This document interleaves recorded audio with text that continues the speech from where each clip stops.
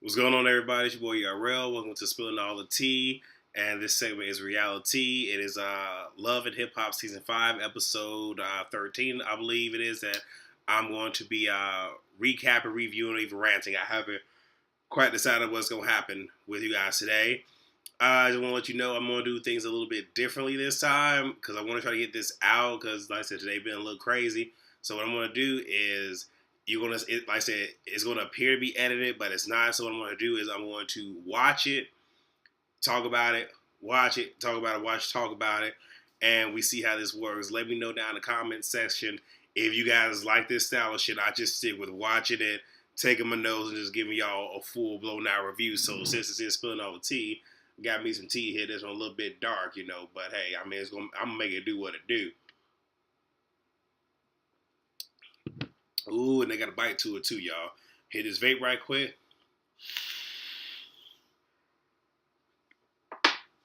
Now, I already, like I said, I'm still going to take notes on it as I talk to you about, but I got two pieces to go ahead and talk to you about right quick. It starts off with Yanni. She meets with me in DC to talk about her fire rimming. Yeah, nothing really happened there. The shit that kind of blew me is they kiss and make up. Like, it goes from being a big deal to not being a big deal. So yeah, this looked like some stage shit. And then they talk about their baby shower. Then we get to Sin and Crisco, and she walks to the studio. Apparently, it's all it's like every motherfucker wearing shit, and he's playing back the song that they had already recorded, but we damn sure ain't seen them record nothing. But I mean, there's some added effects to the voice. But I mean, I would like to see her sing, pure. But I don't know if we'll ever get that chance. But she mentions that she knows his rep, but he has been a gentleman, and that's all that he has shown her. And he wants to know that with the Cisco that she done seen, how is it that he will be attached to this diamond chick? She brings it up. Cisco kind of mentions how, it's almost like he was saying that her and Rich were supposedly messing around, but not really messing around. Really don't care, because when I say nothing really happened here, all that I'm mentioning is he starts flirting with her, and she's like, "Oh my God, this could get so awkward." My thing is this: I understand she never been with a girl. My thing is this: if you're gonna be, it's one of these ways to like be upfront with, what you doing. Are you strictly dickly? I mean, are you over here with the puss? I mean, are you just say fuck it? I'm open to take whatever. But all I'm gonna say is, if it's strictly business, you need to keep it strictly business. Don't be, don't do that. Don't do that, because you're gonna get yourself in a world of hurt now.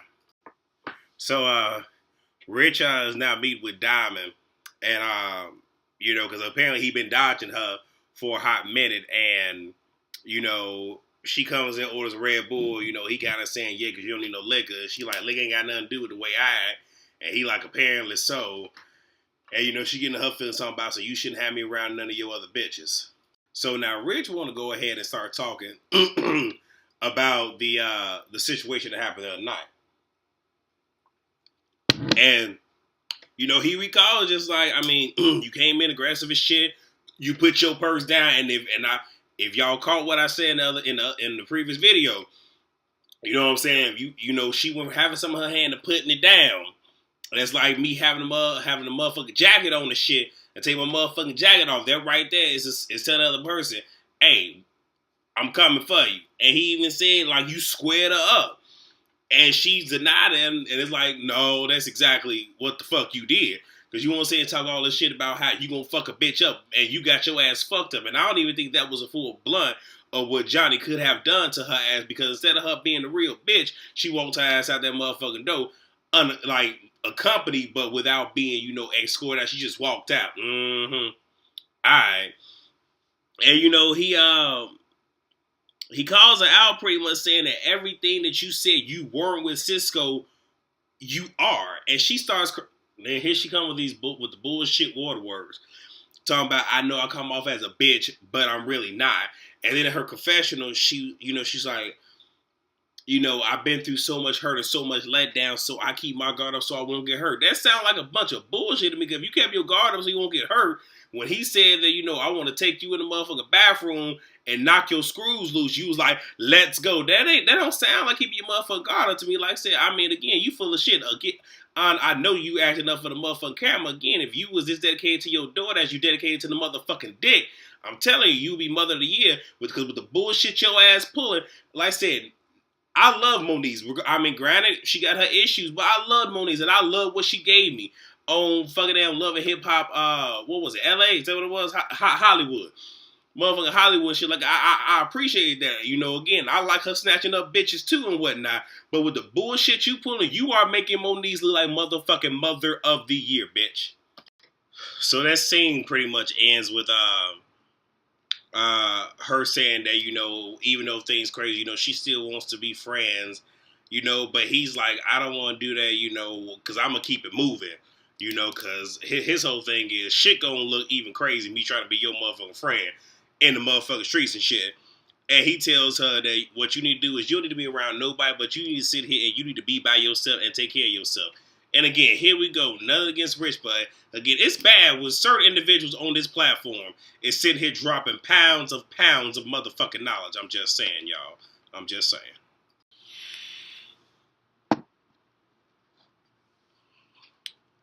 So Chris meets well, he's back in DC, so he wants to visit both his parents. So he first starts at his mother's grave. Apparently his mother died when he was young. So he goes and visits there and, talks to his mother grave. Well, talks to her, but, he's at the gravesite, which I think, regardless of how we may feel about him, is a very, very beautiful moment. And what I'm getting here is this right here.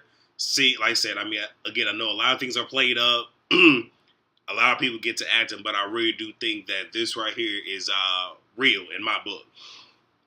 But he goes meet with his father to see what his status is. Because he has some health problems, his liver and all this other stuff. And his father tells him, to sum it up, dude, I'm good. And even in the face of what I'm dealing with, so you need to adopt that same mentality. And, Ching's like, okay, well, I want to introduce you to somebody. He's like, look, before you even get started, bloodline is very important. And he's kind of he's like, as far as your mother's concerned, I would never betray her, pretty much hinting at his wife, because he's still married, is like blood to them. He's like, but, if you want me to, I will meet with her. I won't accept her with open arms, but I will be cordial. But, when the smoke clears, regardless of what advice I give to you, it is your decision to make what you want to do, because if shit go left, you can't blame me for this shit, So, Ching's Poppy is an OG, and like I said, I was here for the conversation. He was stating his case, excuse me, but he was being very real, y'all. So now we at this museum, and it's for Sin's charity event, and Rich and Chrissy are there because like I said, they both helped her put this thing together, and she's nervous because she's about to form. Paris rolls in because, of course, we ain't seen her since she blindsided Johnny and all that good shit. And she brings up a sex tape that Johnny is in with a mystery person. But she believes it to be Rich. Now, here's my whole thing. She did it in such a way that I really felt she was being messy. Again, it's one of those ways like, if you really want to bring it up and you really want to know if it's Rich, you could have pulled him to the side like, hey, whoop, wop, the whoop, I heard it, but you just putting the shit out there. And he says that, in his confessional, one, he says that it's not me, but he said in his confessional, he's seen the tape, but he's mad because her antics, Johnny's antics, is going to overshadow her talent, and her talent may never surface. And he tries to kill it, and Paris just keeps on pushing the issue. And I'm just like, okay, well, damn, like, are you trying to fight for a spot on this damn show? Because, I mean, that's the thing, is you really have no fucking storyline. And right now, it seems like whatever you have is revolving around Johnny. So Cisco walks in, and he says he's starting to develop feelings for Sin, and he even says to her, or asks if they could possibly be together one day. That's all I'm gonna say, y'all. So it picks back up where it pretty much left off them talking, and Sin pretty much says to him that she wasn't expecting this. I call bullshit, because she was saying the complete opposite when she's in the fucking studio, that she felt something coming. So, I mean, I call bullshit. I really do. And she said she wants to focus on her performance. The song is called How Could You Leave? And they had some performance dancers or interpretive dancing going on to background singers, but I'll be sure though with you, it seemed like she was singing to a fucking backup track. I mean, I'm just telling y'all what I see, and yeah, that's just how the fuck I feel. Y'all tell me how the fuck y'all feel about that shit. I'm just saying. So, excuse me. Mendici and Yanni, they're taking family pictures, and she la la la la. She gets a phone call. Well, she was expecting a phone call about her father because he has some health complications, and she finds out that he has another blood clot in his leg. It is spreading rapidly, so he needs to pretty much have emergency surgery. If not, it could take his life. So, they're pretty much saying that they're going to pretty much take him and amputate his leg. And, it's hurting her because she's just like, pretty much he has like a regular house like most people, everything's on the first floor, living on the second floor, all this other stuff. How is he going to live? He's an active person. Is going to take away from it. And Mendi's just like, I'm here for you. If need be, we can move over here. They have prosthetics. We can get him back to where he was. And it's one of those things where it's like, I felt where she was coming from because, my mother's father, I remember him having one leg amputated and then having to actually have the other one amputated. So, I know how it is. And even, as a child, being 7, 8 years old, having to, see your grandfather go from having, 2 legs. Now, granted, this is her father, mind you, but this is my grandfather. But seeing him go from having 2 legs to 1 leg and then from, 1 leg to pretty much no legs, like, it's kind of crazy. So, But, Medici is there for, they're going to try to work this thing out. So, Cheek sends a car to pick up Chrissy, drive her 5 hours, and he does not tell her why she's there. Because she's there to meet his parents.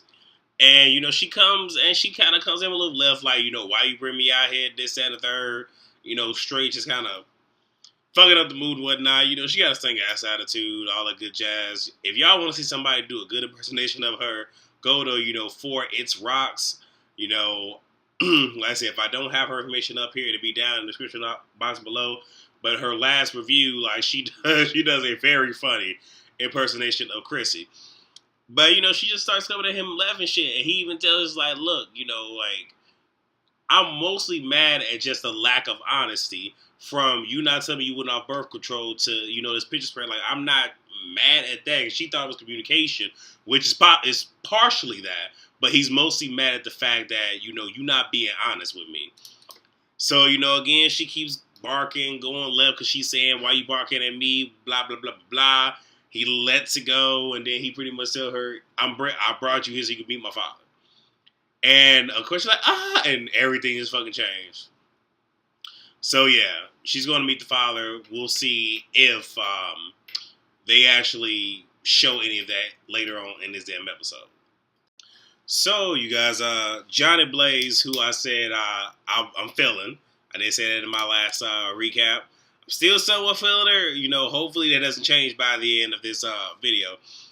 But she has an interview, and Tara is pretty much kind of listening in.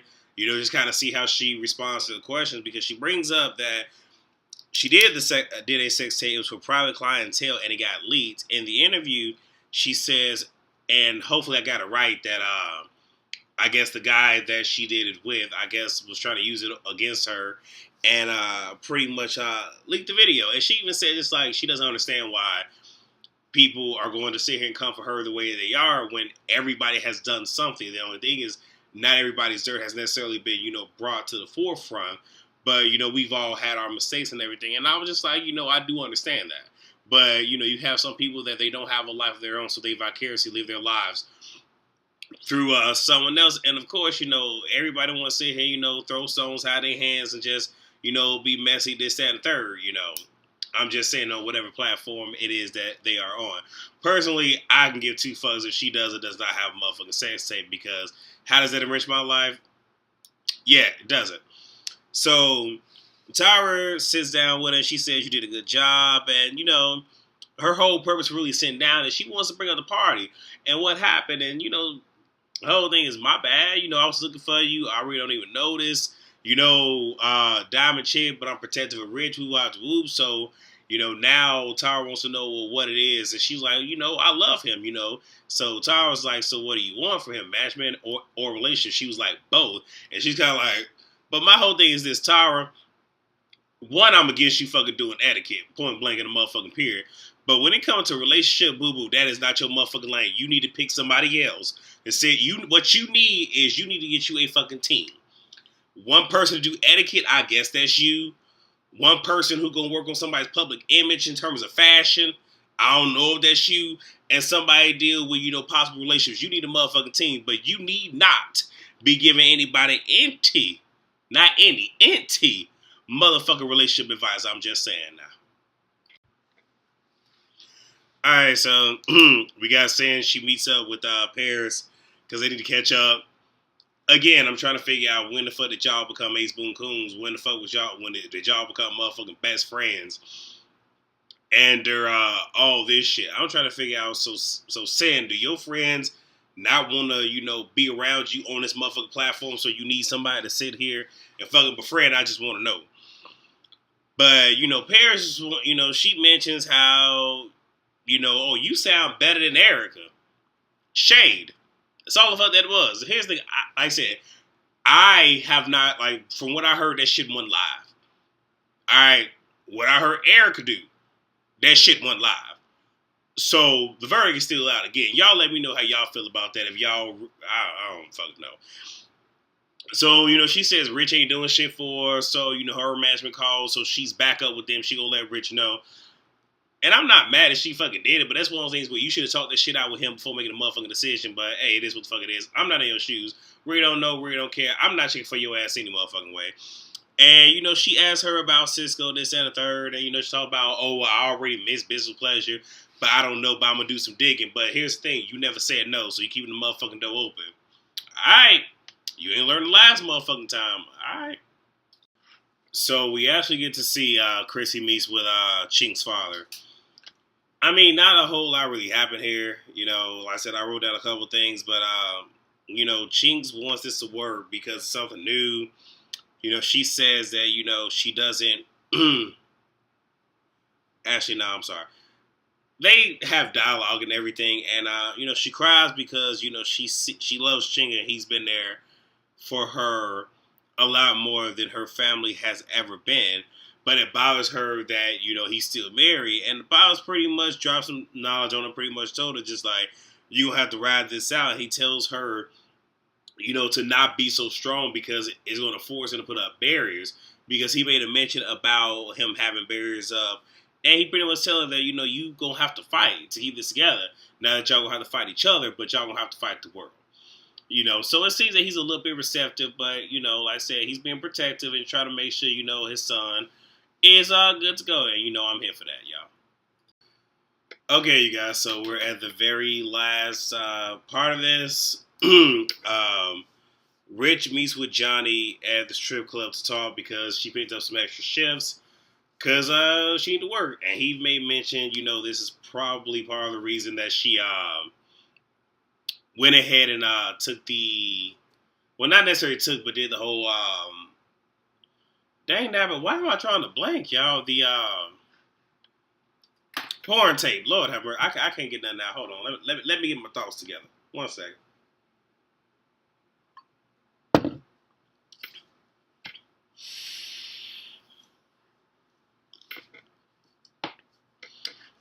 So, she asked him about Diamond and says, she should have never, came at her like that. She also says that she loves him, but why does he treat her the way that she does? She even says that, they didn't get it on. He said we only fucked once in like the past 5 months and a whole bunch of other shit. And, she tells him that, she's tired of him doing her the way that she does. I'm sorry, she's tired of him doing her the way that he does. And just like, look, if you gonna stop fucking with me, stop fucking with me, And she's like, do you love me? Some back four. He's like, no, how about that? And I mean, long story short, Johnny does what Johnny does best. She turns up. And, you know, some shit is, words are exchanged. No, I mean, like I said, she don't touch him with no shit like that, but, she in the feelings. And, he says that he can fuck whoever she wants. She says, don't get mad if I fuck whoever the fuck I want. And in summation, that's pretty much what the fuck happened right there. With this particular scene, the one thing that I got mad about is if she's at the strip club working, she's at the strip club working, bro. You know what I'm saying? It's just like I've always said, the last place you need to go is to somebody's job. Turning up and, trying to cause a motherfucking scene. Like, that shit ain't cool, that shit ain't cute, it ain't popping, it ain't hot, it ain't none of that shit, so you shouldn't have fucking did that. So now you got her turning up at her motherfucking job, got it, she's stripping and shit. Like I said, I ain't one of the motherfucking judge and shit. So, hey, you do what you do, make your paper the way you gotta make your motherfucking paper and shit. But in him doing that, he could have possibly affected her cash flow for that night, and I wasn't feeling that. But that was pretty much the episode, y'all. Honestly, it did nothing for me. I kind of liked the way that I did, this recap. This was a little bit shorter. I guess I really wasn't ranting on as I normally do. Y'all tell me how y'all like the recap the way that I did it. Do y'all want me to go back to the other way where I just take all my notes and then I just run through the way that I do it? Do y'all like it this way? Or do you just not really care? Y'all just want me to, come on the platform and, do what it is that I do. I don't know. Y'all let me know, all right? And, that is my recap for Love and Hip Hop, y'all. As I say here, please rate, comment, and, please, subscribe. That way you guys can stay up to date with, all the new content and everything that's coming on to the show. Because, this is a show. This is my platform, y'all. It's what I do here. Please share this with somebody else, especially if they like watching it. And, again, there's a little bit for everybody on this channel. From the recaps to, the In the Kitchen segment. Very soon I'm going to start up the whole, Q&A portion. And I even have the Spirit and Soul that I just started, where you can go over there and, get you a little bit of inspiration that can possibly help you get through a day or, the next week that you have, So, just something right there. And as y'all know, I spill the tea so you guys can catch it. So whatever it is that you want to catch the tea in, please bring it with y'all. Like I said, I have my jar here. Again, recycle, y'all. If I can just talk, I said I use coconut oil. And it was in here. So when I got done with it, I made sure I went ahead and rinsed it. Not rinsed, I rinsed it out. All that good jazz. And I'm using it. I'm just saying, hey, like I said, I wasn't always privileged. I'm still working for what I got. But hey, I know them days of, you don't just throw stuff away. You use it till you can't use it no more now. I'm just saying, I know about that life if y'all don't know that I do. But, so I'm going ahead and get a little bit of this before I sign off from y'all,